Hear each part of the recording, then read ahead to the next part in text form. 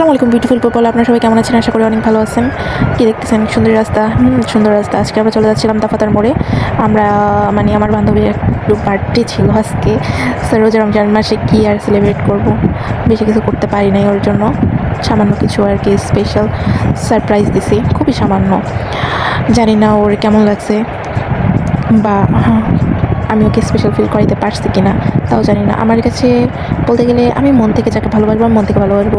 উপরে আসলে ভালোবাসা দেখাবো, ভিতরে কিনা আমার এরকমটা আসলে আমি এরকমটা কখনো কল্পনা করতে পারি না। সো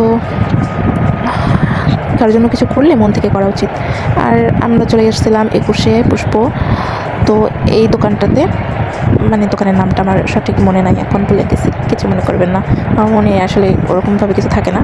যাই হোক, আমরা ভাইয়ের কাছ থেকে আসলে আপনারা নেক্সট ভিডিওতে শুনবেন যে আসলে দোকানের লোকেশনটা কোথায়, তারপরে তার এই যাত্রাটা কীভাবে শুরু হয়েছে, এইসব আসলে বলবো আপনাদেরকে। অবশ্যই নেক্সট ভিডিওটা দেখবেন।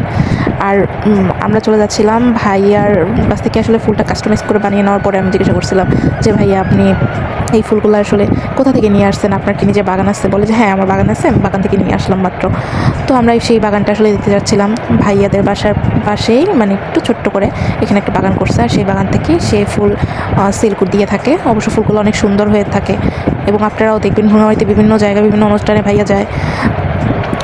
সো আপনারা চাইলে ভাইয়ের কাছ থেকে কাস্টমাইজ করে ফুল নিতে পারেন। ভ্রমণবাড়ির ভিতরে আমি মনে করি যে এই ভাইয়ের দোকান আছে কাস্টমাইজ করে ফুল নেওয়ার।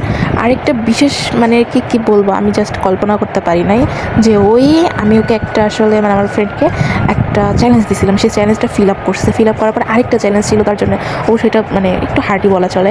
আমি আমার পাশে টাকা রাখছিলাম, বলছিলাম যদি সে পারে চ্যালেঞ্জটা ফিল আপ করতে, তাহলে সে ওই অ্যামাউন্টের ভিতর যদি সে নিতে পারে একদম পুরোপুরি, তাহলে সে জিতে যাবে।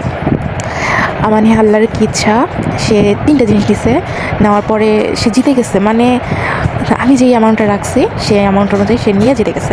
সো এইটার জন্য আসলে সে প্রচুর খুশি হয়েছে। আর এই হাসিটার মূল্যই কোটি কোটি টাকা আসলে আমার কাছে। আমার নিজের অনেক ভালো লাগছে যে হ্যাঁ আমি একটু হাসাইতে পারছি, ওকে একটু হ্যাপি করাতে পারছি। এটা আমার কাছে অনেক কিছু, আর কিছু না। সো দোস্ত, তোকে বলতেছি হ্যাপি বার্থডে। আর সারা জীবন এভাবে করে পাশে থাকিস। তোর সাথে কাটানো প্রত্যেকটা মুহূর্ত আমার কাছে স্মৃতি হয়ে থাকবে। তো আমার কাছে অনেকটাই স্পেশাল।